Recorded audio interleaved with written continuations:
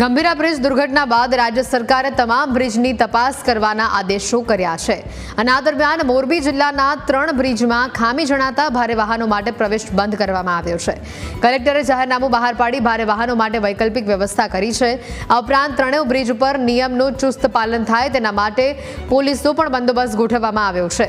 3 બ્રિજમાં માળિયા પાસેનો મચ્છુ નદી પરનો બ્રિજ, વાંકાનેરનો સિંધાવદર પાસે આવેલો બ્રિજ અને હળવદનો કુડા ધાંગધ્રા રોડ પરના બ્રિજ ઉપર ભારે વાહનો માટે પ્રતિબંધ મૂકવામાં આવ્યો છે। મોરબી જિલ્લામાં જે 3 મેજર બ્રિજો છે, જે એક માળિયા તાલુકામાં માળિયા પીપળિયા રોડ ઉપર, પછી એક વાંકાનેર કુવાડવા રોડ ઉપર સિંધાવર ગામ પાસે તથા ધાંગધ્રા કુડા ટીકર રોડ ઉપર ટીકર ગામ પાસે જે મેજર બ્રિજ આવેલો છે, જેને અત્યારે ભારે વાહનો માટે અત્યારે આપણે બંધ કરેલો છે, જેના ઉપરથી લાઇટ વ્હીકલ જે છે એને આપણે રાબેતા મુજબ પસાર કરવા દઈએ છીએ। સાહેબ, ખાસ કરીને વાત કરીએ તો આજે બ્રિજ મચ્છુ નદી ઉપર આવેલો છે માળિયાનો,